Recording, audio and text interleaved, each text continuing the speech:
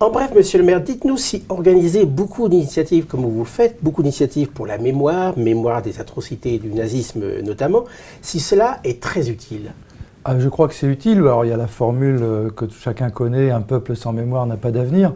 Mais je crois que c'est très utile aujourd'hui pour la jeunesse, les plus anciens. C'est une mémoire intergénérationnelle. Et ensemble, on peut construire un avenir solide avec des valeurs solides. Mais est-ce que vous avez le sentiment que ça apporte des résultats ? Oui. Moi, Lesquels ?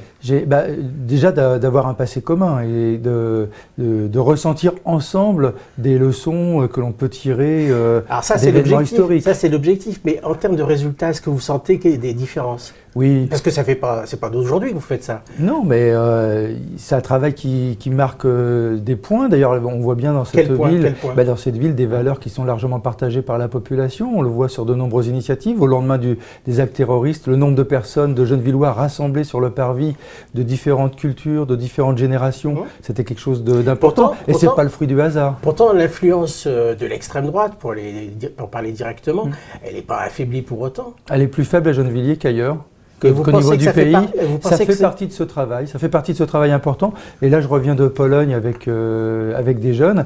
Le fait que visiter un camp. Pour visiter le camp d'Auschwitz et des Birkenau. Le fait que des jeunes et des moins jeunes soient ensemble, ça, au début, c'est difficile. Et à la fin, c'est quelque chose de formidable parce qu'il y a quelque chose qui se passe. Monsieur le maire, en matière d'emploi cette fois et donc contre le chômage, que pouvez-vous faire réellement ? Par exemple, c'est ouvert le centre commercial Enox.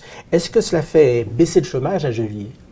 Non, c'est pas suffisant malheureusement, mais c'est... Pourtant, vous faites venir des entreprises. Mais on fait venir des entreprises. ATES. Alors, est-ce que ça apporte des résultats ? Oui, il y a deux cas de figure. Déjà, ça apporte de l'emploi sur la ville. Mais il y a deux cas de figure. Quand ce sont des entreprises qui viennent, comme Thales, Prisma, elles viennent, ces entreprises, avec leurs salariés. Et donc, ça ne crée pas baisser le chômage. Ça ne crée pas d'emploi net sur la ville, ça en crée à terme, ça en crée auprès du commerce, puisque ces salariés ont mangé dans des restaurants, ça en crée parce que quand les salariés partent à la retraite, il y a des possibilités, pas toujours automatiques malheureusement, mais des possibilités d'embauche gennevilloise. Ce qui crée de l'emploi net, c'est par exemple, effectivement, ce que vous désignez comme Enox, ou le parc, dans le parc commercial des Chantraines. Combien Je pense qu'on doit être à peu près à 200, comme dans la première vague. 200, la première vague, on avait présenté 600 CV aux responsables patronaux de ce centre commerciaux et nous avions obtenu 200 embauches, ce qui n'est pas négligeable. Donc ça fait partie de toutes les petites actions que nous pouvons mener pour développer l'emploi. Mais quand dans le même temps, Renault licencie ou arrête d'embaucher des intérimaires, on n'arrive pas à lutter là-dessus. Est-ce que vous n'avez pas le sentiment de faire un travail de Pénélope ? Si, mais c'est... De travailler sur du sable ? Du sable, non, mais si tous les acteurs et du gouvernement, du département travaillaient en ce sens, je crois qu'on créerait plus d'emplois. Et si, par exemple, c'était plus rentable pour une entreprise d'embaucher que de licencier, y compris au lieu de verser des dividendes en masse et de licencier en même temps, c'était plus intéressant fiscalement d'embaucher et d'utiliser ces dividendes à l'emploi, je crois qu'on changerait des choses dans ce pays. En tant que maire, vous souhaitez quoi comme compétence, comme droit supplémentaire sur l'emploi ? Sur l'emploi, ce que j'aimerais, c'est surtout qu'il y ait moins sur le maire d'ailleurs que sur les salariés. Que les salariés aient leur mot à dire sur les choix de l'entreprise. Que les salariés aient un pouvoir de décision. C'est-à-dire qu'ils puissent dire, vous versez moins de dividendes au 440. Qui défendent vos idées. Qui défendent des idées efficaces, parce que pour l'instant, tout ce qui a été utilisé est assez inefficace. Maintenant, on va passer à la question de l'habitante. Voilà, vous appuyez sur le petit triangle, voilà. Nous habitons, parce que mon mari est avec moi, la cité Jardin de Gennevilliers, au 13 rue Marcelin-Berthelot. Et il y a les venelles qui ne sont pas entretenues. Alors je ne sais pas si c'est à l'office de Levallois que ça appartient de nettoyer ou à la ville de Gennevilliers. Mais ça aurait besoin d'être mis au propre, quoi. Alors, les venelles de la cité Jardin ne sont pas bien entretenues. Alors, cette dame me pose une colle à laquelle je ne pourrais pas répondre dans l'immédiat.